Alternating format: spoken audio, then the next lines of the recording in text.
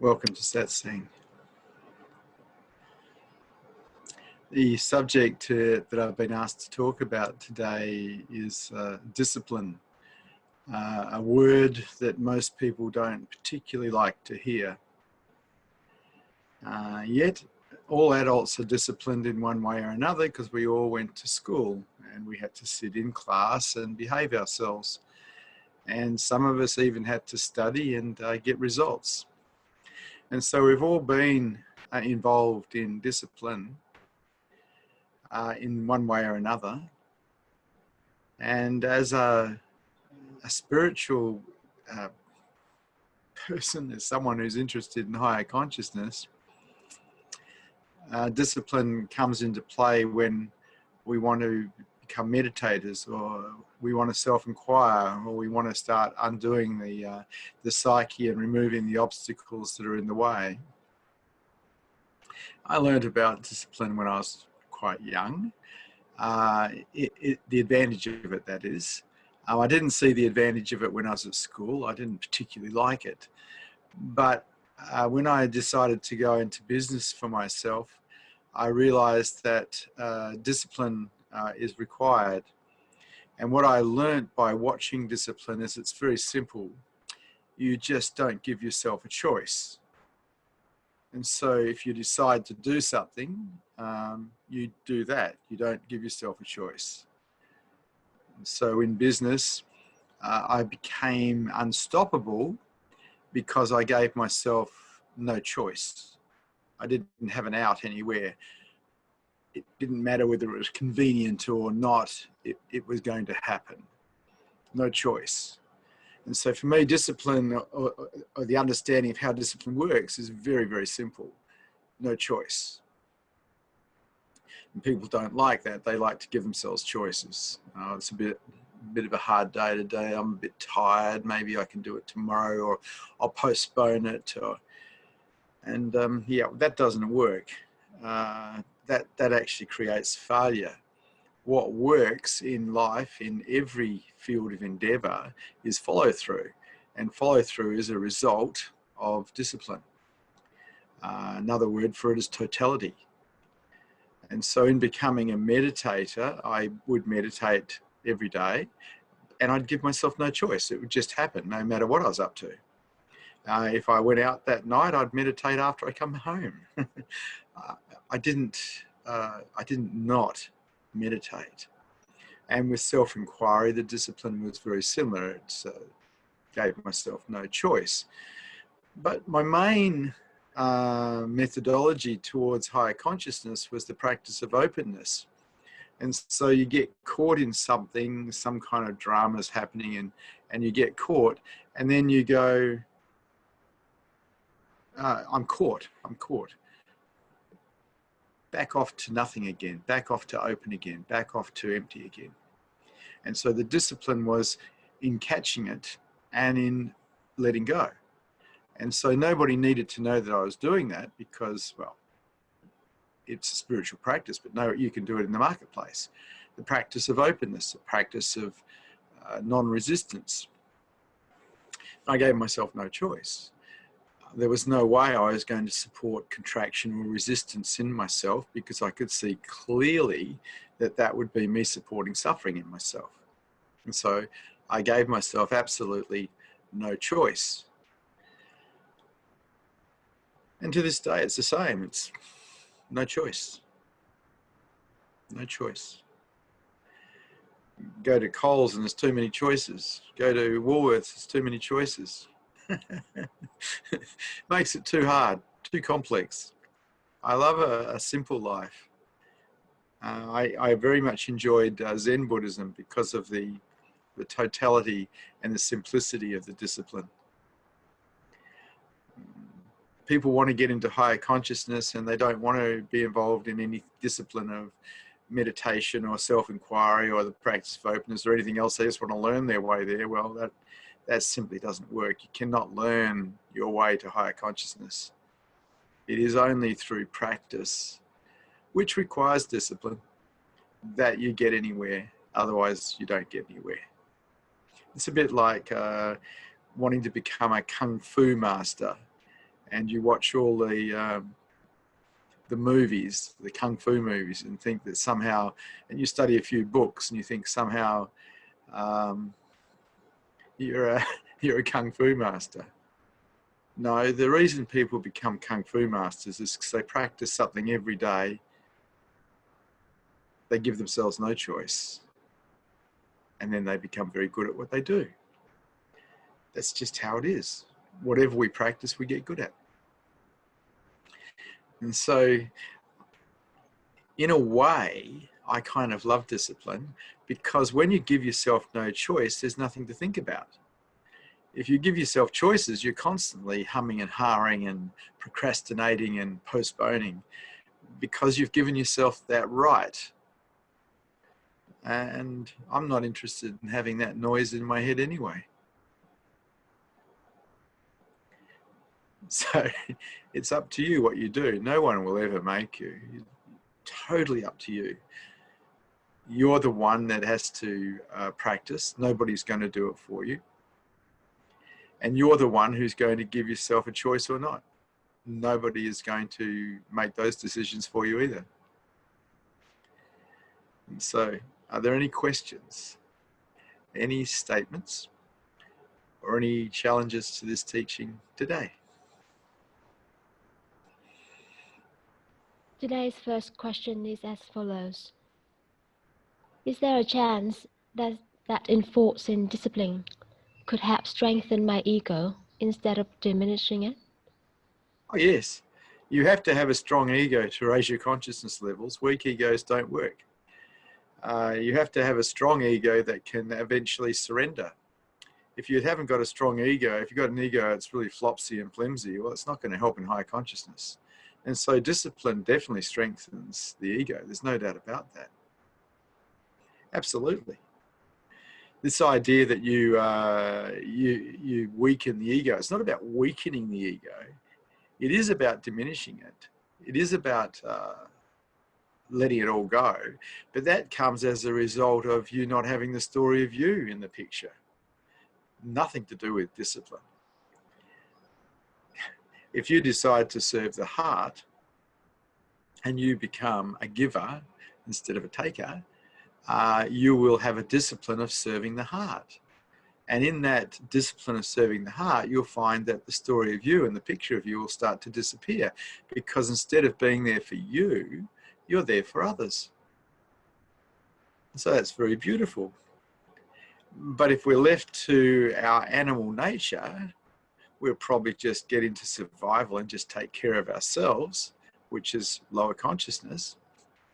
And so discipline allows us to raise ourselves beyond lower consciousness into higher consciousness.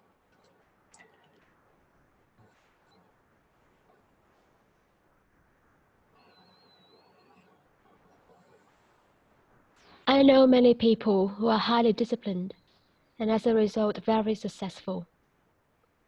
Yet they come across as cold and sinister. Can discipline somehow get in the way of one's heart? Not discipline that gets in the way of one's heart, it's closure, defensiveness. Discipline doesn't get in the way of the heart, not at all. Not at all. What gets in the way of the heart is being defended, closed. And if you're closed and if you're defended, just not going to experience much love. And so as a result of not experiencing much love, you can become sinister and cold. That's true. But it's not a result of discipline. It's a result of defensiveness. It's a result of being closed. You want to find heart. You want to find the beauty and the warmth. You open up. You take down your defense systems. Matter of fact, you use discipline to do that. You use discipline to open up and stay open. You use discipline to take defenses down so they're not in the way anymore. You use discipline basically to help you remove the obstacles that are in the way of higher consciousness. And so discipline is an aid, not a hindrance.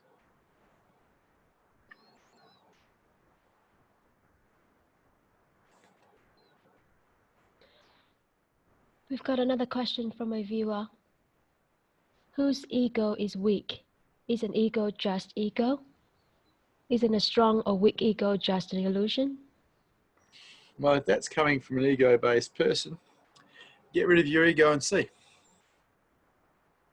Otherwise, it's just a philosophical question, which I have absolutely no interest in, because that's just another dream that people take themselves into and think that somehow they're wonderful. Get out of the mind. Asking questions that actually have no real answer to them, that's ridiculous. Get out of your head. Find the truth. Find the truth of yourself. Sure, the ego is not real. Yeah, but you don't know that. How can you know that unless you're awake? To you, it probably seems real. Probably seems that it's who you are. The only way you really know that you're not the ego is when you're awake, because then it's just not possible. Because then you know yourself as beingness. Until then, you're probably going to think you're an ego. You're probably going to think you're somebody that's been somewhere, that's going somewhere. Wake up. Philosophical questions are a total waste of time. Absolute waste of time. It's just you pretending to be spiritual. The only thing that raises consciousness levels is the practice. Not thinking, not understanding. Practice.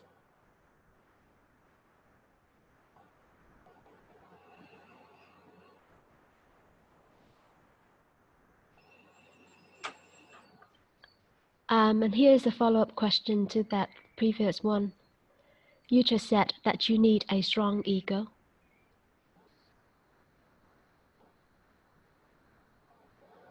There's no question in that. That's a statement. Sorry, I don't understand. Our next question is from Arun. Hey, Arun. How are you? Pretty much always the same, Arun. I don't have actually deep. I'm always pretty much the same, actually. Awesome.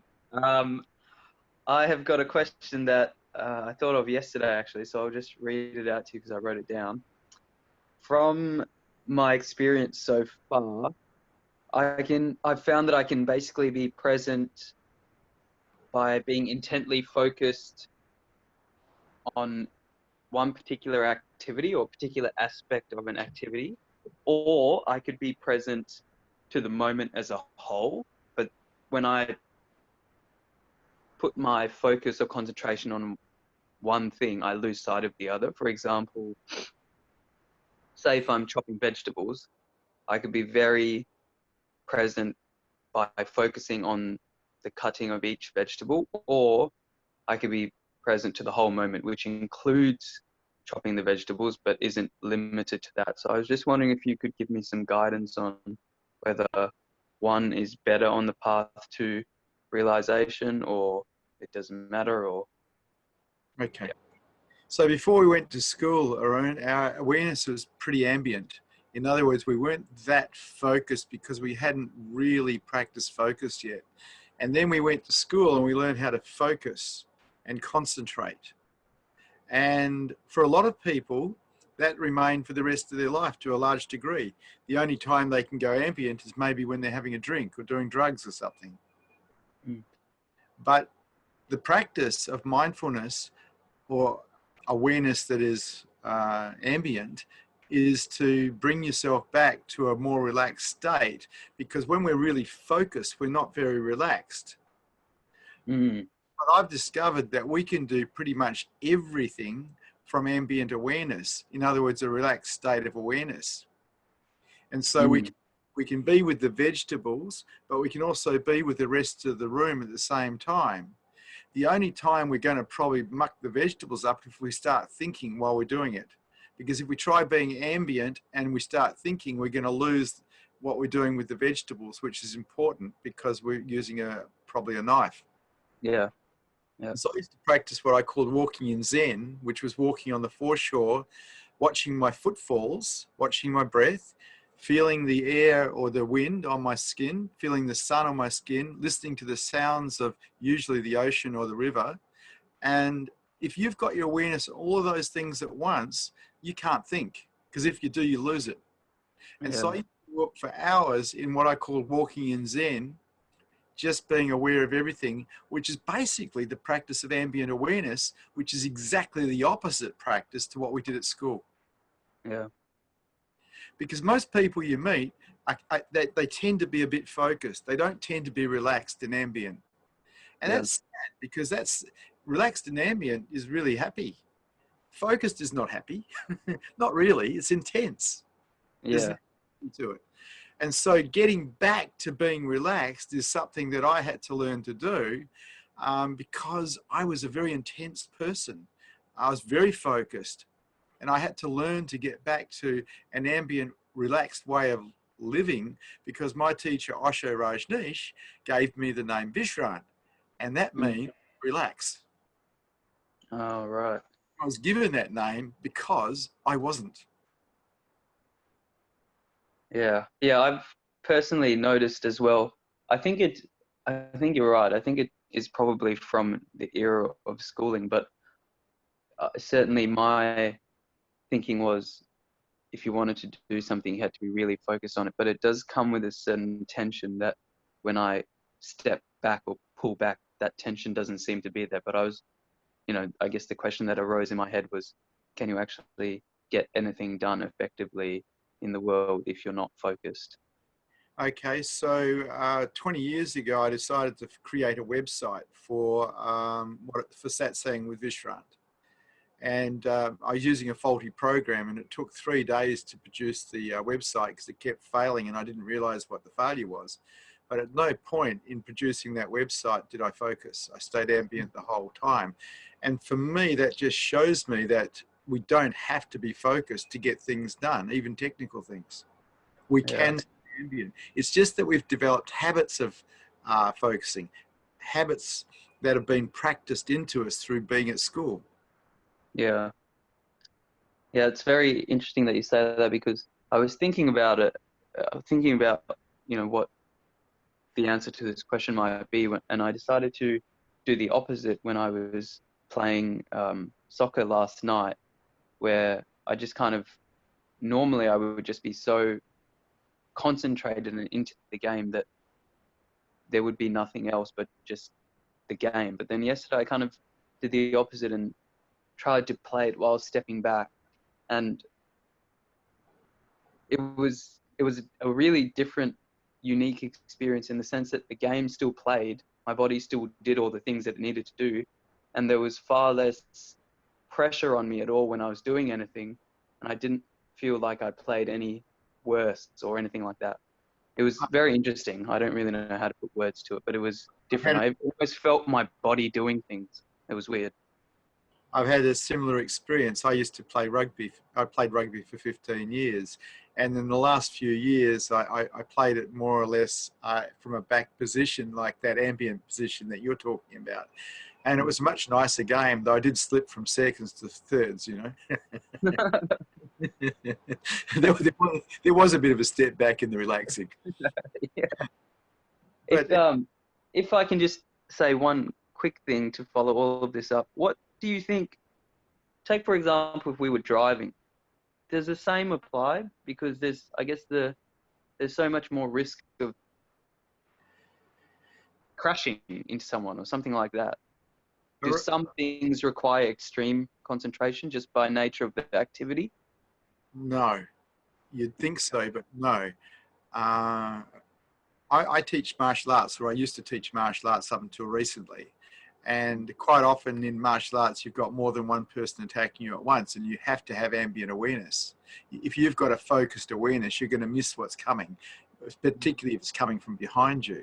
And so we can even do full contact martial arts from a place of ambient awareness. Mm.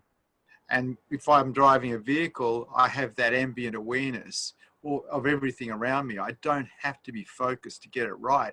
And the reason for that is really simple. I've done it so many times. It's like riding a push bike. We don't have to be focused to ride a push bike because we've done it so many times. We can sit on the bike and have a discussion with someone next to us who's riding the bike. Yeah. Yeah. We just think we need to be focused. And it's not actually true. Maybe as children, we needed to focus so we could learn the patterns of survival in life. But as adults, we've got it down because we've done it so many thousands of times. Yeah. Yeah. So I live in ambient awareness, which is a relaxed state of mind. And I function perfectly well in the material world. I don't make mistakes because I'm present to reality. It's like Yeah. the time people become really incompetent in the world is when they're dreaming, when they're living in their heads. Yeah. Why in some of the Hindu schools of yoga do they teach dharana, which is supposedly where you focus on a single object? I think it's in Zen as well, but I haven't followed Zen as much. It is in Zen. Yeah, I used to do that. I used to focus on a dot on the wall at about a 30-degree angle for, all day long. It brings the mind to a single point. Yeah. And at that point, when a mind can come to a single point, it can surrender completely. Most people's minds are kind of scattered. They're all over the place. And that meditation actually teaches the mind to come to a single point. And it's at that point that you can just let go of everything. Does that feel like that intense vibration that you were speaking about versus ambient, or? Well, even though in Zen meditation you're focused on a single point, from my perspective when I did it, I was focused on it, but it was from an ambient, relaxed place. And so I was aware of the dot, but I was relaxed and ambient while being aware of it. But I wasn't taking my awareness away from the dot. If that makes sense. Because when you do it for hours and hours and hours and hours, if you stayed focused, like intense, you'd exhaust yourself. Yeah, yeah. And Yep, meditation, I've tried it. It gives me a headache. Yeah, it would give you a headache, but it would exhaust you as well. And the trick is to be present and relaxed. Yeah. But when we went to school, we learned how to be present to dream. And unfortunately, most people stay present to dream for the rest of their lives. They stay locked in their heads. Yeah. Yeah. So when you're playing soccer, there's a good chance, particularly if it's moving, you're not very in your head. You're with the game. You're with the present moment. And that because I was very much into sports, and I just loved that. I just loved being present without thinking. Yeah, me too. It's so great. It's probably one of the things that made me start on this path, because I enjoyed it so much. And then I noticed when I stopped playing, obviously thoughts come back in such a flurry that I didn't like that. And so I wanted to know how I could do it at rest, basically. Well, I found that because I was a diver, I used to do a lot of diving. I was a boatie. And I found every time I hit the water, my mind stopped. I'd just be there in the wonderment of what I was seeing, So that was another way that I found present moment awareness. Yeah. And I didn't realize that a lot of the things I was doing were actually my love affair with the present moment rather than what I was doing. Because when I started meditating, I realized I could find exactly those spaces simply through meditation. But that didn't happen until I was 28 years old. Yeah. And then I realized that a lot of the things I did, because I was into extreme sports, which were dangerous, didn't need to happen anymore because I could find that space through meditation. Yeah. Thank you very much again. Thanks, Arun. Okay. You said that you must have a strong ego in order to have discipline. Can you please explain? Yeah, well, an ego that's not strong is not going to comply. It'll go everywhere.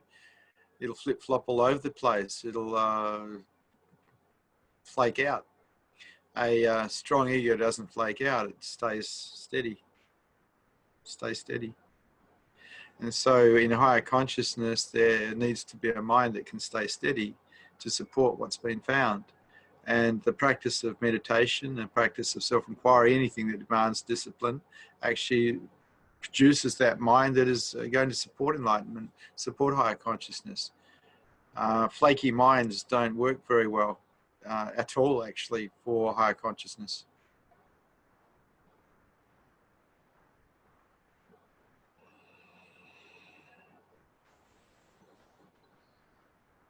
Sean said, thank you.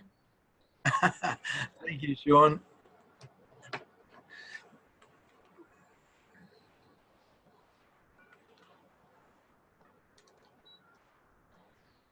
I've heard some people say that meditation is a practice of letting go, while others say that meditation is a practice of focus and discipline. Hmm. Can you please comment on these seemingly contradictory statements? Well, not really contradictory. It's there's discipline required because you actually have to do it, and you have to make sure you do it. There's your discipline. As far as and you have to be focused. You have to keep your awareness on breath if you're doing the traditional Buddhist meditation, rather than allowing yourself to throw awareness onto the mind and wander off there. And so the letting go part is actually letting go of the mind. So you're watching the breath, and the mind comes in with one of its little stories, and you let it go. And so your awareness is on the breath, and mind comes in, you let it go. So they're complementary in fact, in a way. It's like two wings of a bird. One is the discipline of staying with the breath, and the other is the letting go of the mind when it comes in to bother you. And so they're not really contradictory, they're complementary.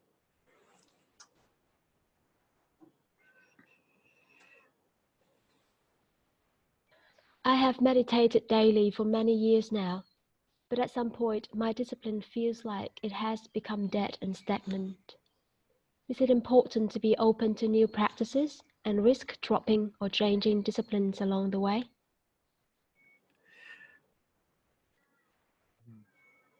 The problem with meditation is it becomes boring to the mind, because the mind is looking for entertainment. Most human adults are entertainment junkies. They're constantly looking for entertainment, and repetitive meditation becomes boring to that mind. But repetitive meditation is the only way to get out of the mind.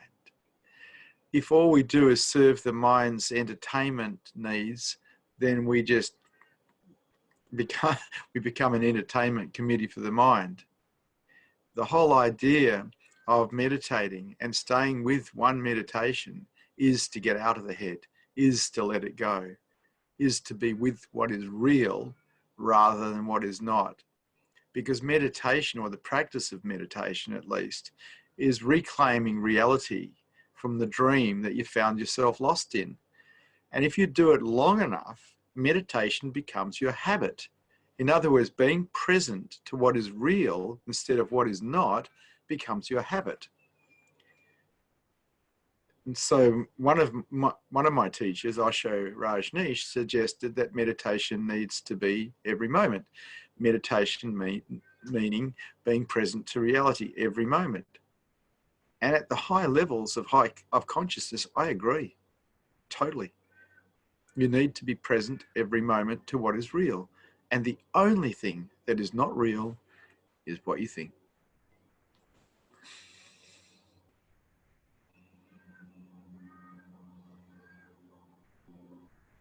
Satya would like to ask you a question. Hi, Satya. Hello, Vishrant. Vishrant, how I can relax my mind and body? Sorry, Satya, I can't. You're coming across garbled. Can you talk a little slower? Okay. How I can relax my mind and body? Breathe out, let go, die. I use the outward breath to teach my mind to relax and to teach my body to relax, because on the outward breath, well, the outward breath for starters is real. It's not a thought. And on the outward breath, we can truly just die on the outward breath. And in that dying, we can just let go of everything and relax our body and relax our mind. And so I used the outward breath for years and years and years as a methodology to just let go, relaxing everything, relaxing the mind, relaxing the body, letting go of everything. And so the breath is a wonderful tool, and it's always with you if you're alive. If you're dead, you won't be even bothering about any of this. But if you're alive, you can use the breath as a tool to help you relax and help you find peace. Okay, thank you, Vishrant. So Shanti Om is really just the outward breath. Okay. Shanti, shanti, shanti.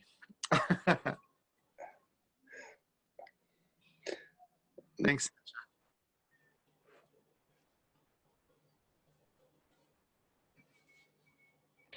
Is discipline the mind and controlling the mind the same thing?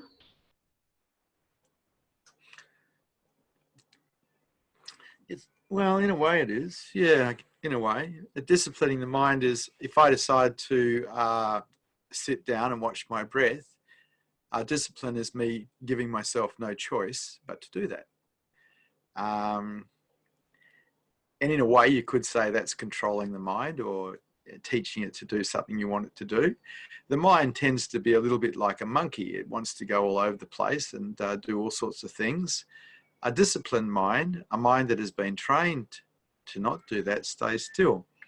Now, discipline requires effort in the beginning, but after a while, no effort's required because the mind is now complying. It's running true to a pattern. So all minds run true to default patterns. Most people have default patterns of their mind going everywhere. Someone who's practiced the discipline of being quiet, being present to reality, that becomes a default pattern after a while.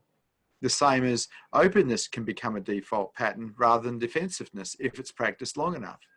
Whatever we practice for long enough becomes our default patterns.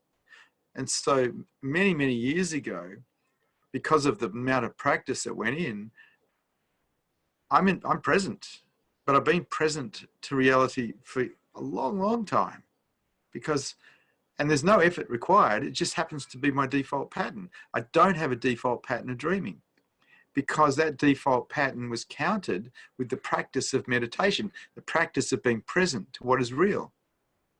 Whatever we practice, if we practice it for long enough, it becomes a default pattern, even openness, even non-defendedness. And so practice is what makes us ready for higher consciousness, nothing else.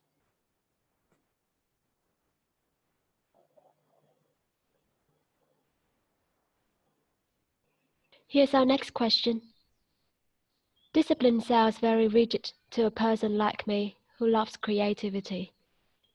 How can we reconcile discipline and creativity? Well, let's look at it this way. Say we talk about painting as a creative exploration. I went to art school for a year and I learned how to draw using the right side of my brain, apparently. I also learned how to paint and I learned how to silversmith. And when I first started, I wasn't too good at it because I hadn't practiced enough. In other words, I hadn't been disciplined into it yet. And so even that creativity of being an artist, painting with oils or watercolors or whatever else, demanded discipline in the beginning until I got a certain style going, a certain understanding going, until it became more natural for me to do a stroke without thinking. And so even in creativity, in art, a certain discipline is required. And the same goes for dancing. I used to love to dance. There was a certain discipline, particularly in the beginning, in getting into the dance and keeping it flowing in a certain way. Because I was awkward and stuck, I had to overcome that with a discipline of being more flowing. But after a while, the more flowing became my default pattern. So discipline was required and to make that occur. And so when we think there's no discipline in creativity, I just don't agree. As a matter of fact, I think we need to be disciplined to be able to do certain forms of creativity like painting, drawing, dancing. Have a look and see. I used to love to build sandcastles when I was a little kid. I got really good at it because of practice. That's discipline.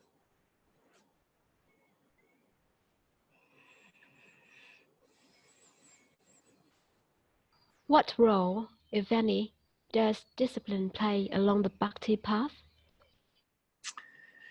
Well, we've got to look at human nature. The bhakti path is the path of devotion, the path of love. And our human nature, if we really look at it from a primitive perspective, is just about survival. The body and the mind, that's what they're programmed for, survival. And when you actually have a look at the world and you look at it with your rose-colored glasses off, you get to see that most people are just surviving. They're operating from a consciousness level of survival. The bhakti path is about going beyond that. The bhakti path is a pathway to higher consciousness and enlightenment, but it takes discipline because we have to deny the survival and put something before us, what we're devoted to, the way of the heart. We're denying the survival mechanism and giving instead of taking. And so discipline is absolutely required in the bhakti path. The jnana path, which is a much purer form of discipline, it's a different type of discipline. Just meditating, self-inquiring, doing asanas, whatever, over and over again. Whereas the bhakti path, more devotional, more loving, more caring, more being giving, more taking care. But both paths require discipline because both paths are against the survival mechanism. The survival mechanism that the body is and the mind is keeps it locked in lower consciousness. To go beyond that requires discipline, which is practice. And if we're not willing to do that practice, well, we stay and stuck in lower consciousness, in survival mode. Someone who's actually serving heart has gone way beyond survival. Someone who's a true bhakti has gone way beyond survival. Someone who has higher consciousness has gone beyond survival, because to go to higher consciousness, you have to practice acceptance and surrender, which is absolutely against survival. Survival is about resistance.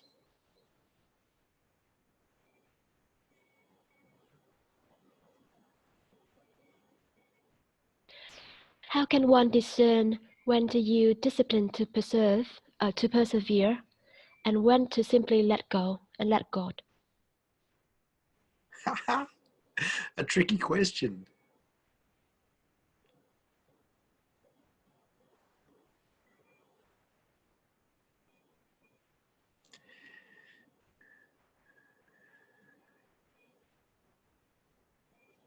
To be able to let go and let God demands a great deal of discipline because it goes against the survival mechanism that comes with the program. To actually let go and trust is against survival. And so the statement, let go and let God, which is an act of trust, is against survival. And for someone to do that, to truly do that in totality, they have to be pretty disciplined. Otherwise, it's not going to happen because it goes against the primal programming. And so even in let go and let God, there is discipline. There is a requirement of discipline. Have a look and see. Anything that takes us beyond the mind, anything that takes us into trust or into surrender, takes discipline to get there originally. Absolutely. Because it's fighting against default patterns that are trying to protect us from dying. Have a look and see.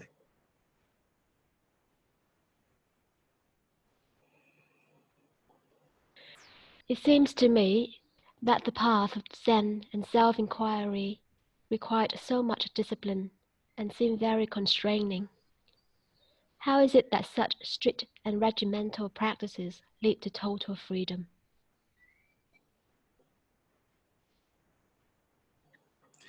So you've got to look at what the obstacle to higher consciousness or enlightenment is. And the obstacle is a survival mechanism that calls itself you. That is the obstacle. There is no other obstacle. To overcome this obstacle, discipline is required. If we just leave it, well, we'll just survive as an I. That's just what's going to happen because that's what you're programmed for, survival. To go beyond that, to go beyond the mind requires discipline, because it requires practice. And if you're not prepared to put the practice in, well, you're not going to go beyond the mind. That's just how it is. Just the ability to surrender is a very unusual quality in any human being, because it goes against the survival mechanism. It's like a death. And also it's a non-doing. And the mind does not really know how to do non-doing. It'll say, hey, how do I do non-doing? Well, the way that you get to have a mind that is surrendered is you practice acceptance and let go. Now, it takes discipline to practice surrender and let go. And so I loved Zen and I loved Advaita Vedanta, because they were direct ways of finding self as truth. They were direct ways of finding higher consciousness. But when you examine them closely, they were taking you out of the survival mechanism, beyond the mind. And that does take discipline.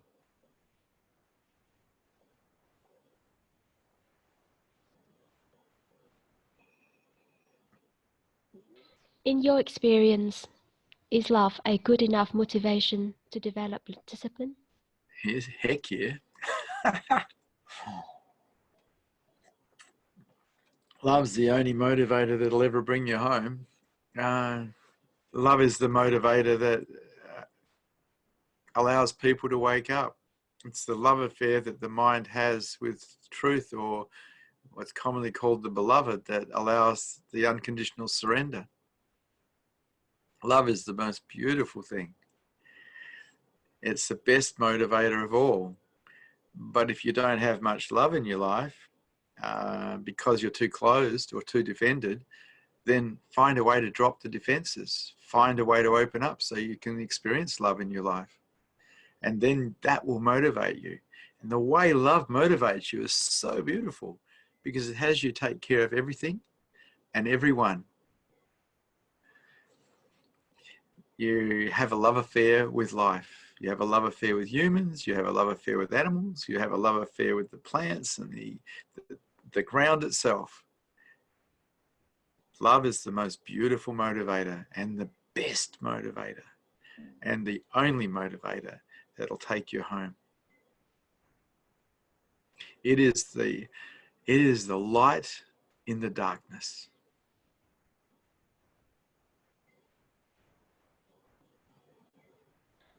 I've heard you mentioned a few times about the need to be gentle and kind with oneself. Is this not contradictory with the idea of discipline oneself? Heck no.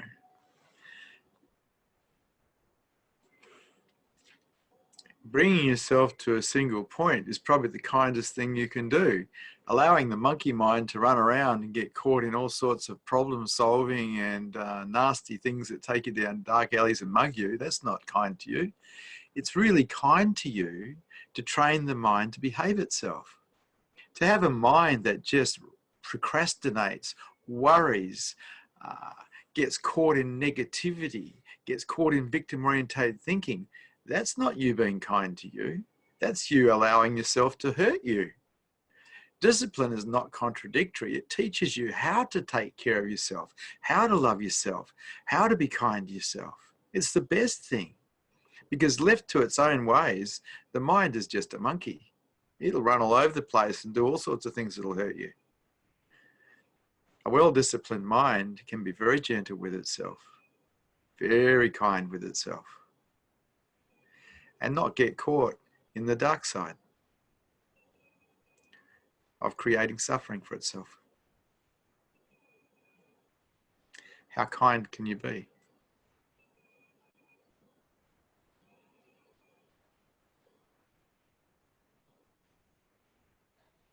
I find that I'm quite ill-disciplined by nature. Is seeking external discipline from a group or, say, a monastery a good idea for me? Or is that somehow bypassing the core issue? No, that's a good idea.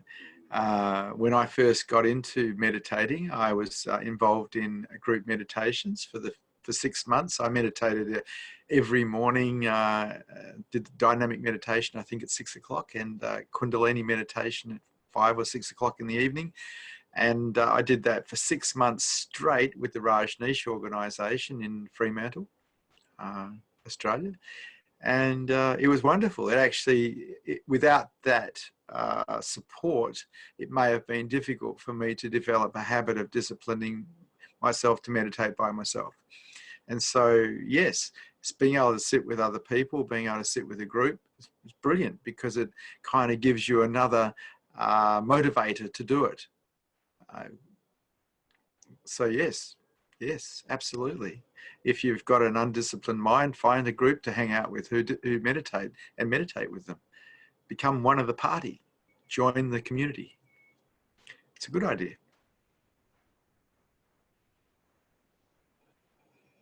How can I sell the idea and value of discipline to my children? Give up straight away. Look, kids need to be loved, but they also need boundaries. They need to know where they're safe, where they're not safe, what's right, what's wrong. And if we don't give our kids boundaries, they end up being spoiled brats. But everything with kids needs to be done with love.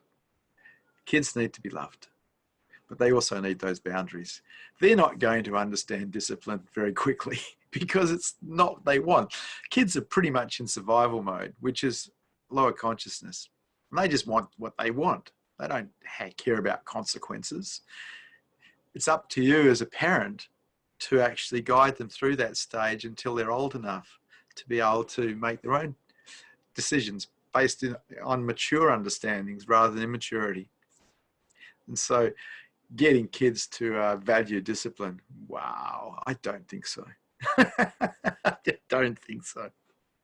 Best of luck. I'd love to hear back if you succeed in that one. I raised 3 children, and yeah, lots of love, but the boundaries were in place, but you know, they were always bucking the boundaries. Kids they test the boundaries. Yeah, that's how it is.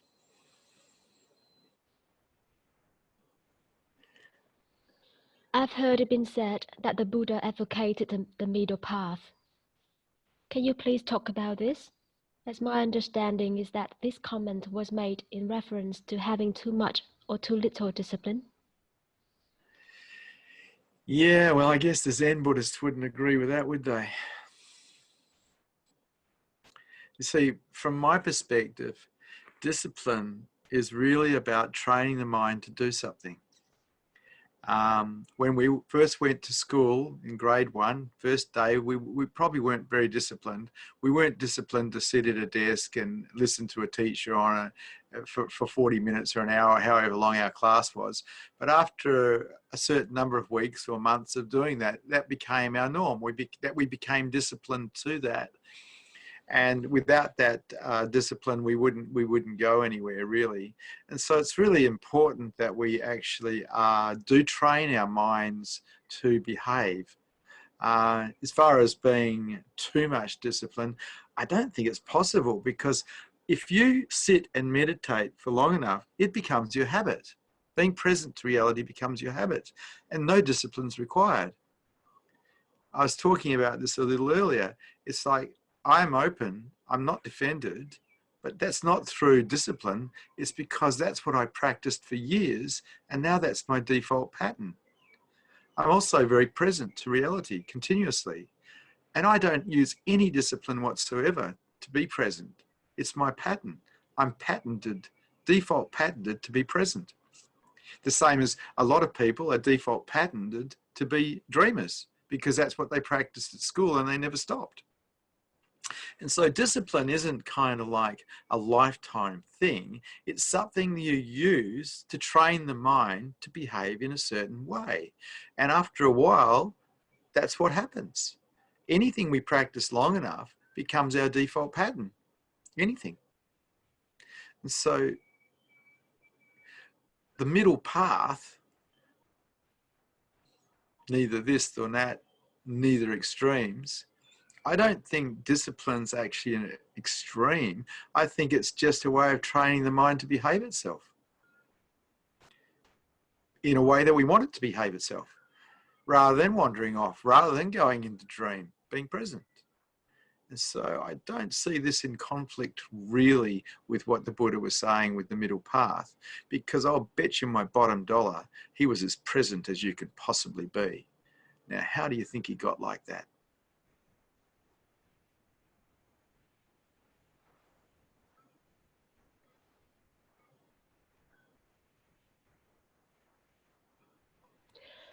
I know that enlightened masters live very spontaneously.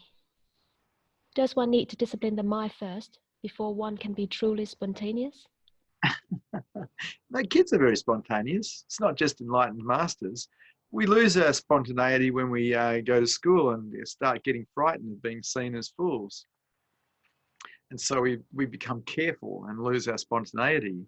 But if we're willing to be seen as fools, we can regain our spontaneity. If we're willing to make mistakes, we can regain our spontaneity. Spontaneity is brilliant. You don't have to be enlightened to be spontaneous. Little kids are spontaneous. Some adults are spontaneous.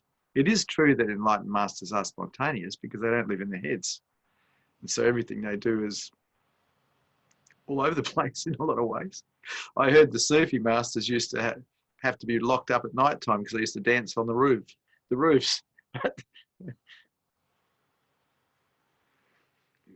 It's very difficult for people to understand what ultimate freedom is.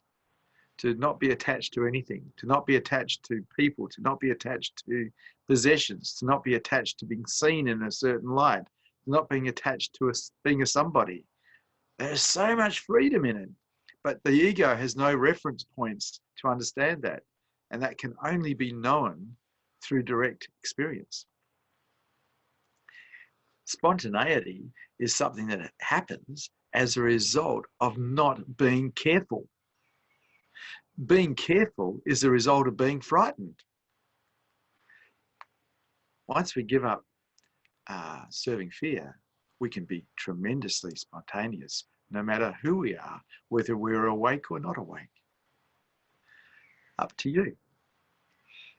People who serve fear don't tend to be very spontaneous. They tend to be stuck. But that's because they're serving fear.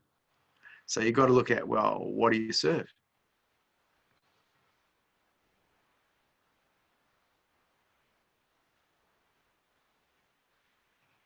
Is change possible without discipline? Can insights or breakthroughs not bring about lasting change? Not in my experience. An insight is an invitation to do the work on change, and that work involves discipline. Insight itself doesn't change a default pattern of the mind, and everybody runs true to their default patterns of their mind. Insight doesn't change those patterns. Insight, from my perspective, is simply an invitation to do the work to make the change. So people get into all sorts of different drugs that allow them to have insights, or they get insights through meditation. But those insights are worthless unless you practice something different to what you've been doing before. It is only in the practice of something different than you've done before that you're going to change the default pattern. And so insights are wonderful, but unless they're actually seen for what they are, invites to do the work, they're useless. And so you can have an insight into anything, really, and think you know the world, but has it changed any of your default patterns, or are you just doing the same old thing? The chances are you're just doing the same old thing, because insight doesn't change default patterns. Practice does. And practice requires discipline. So there you go, back to it again.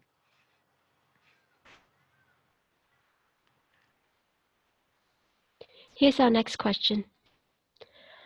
I've heard a motivational speaker once speak about how motivation is not enough and that fanaticism is required to go all the way.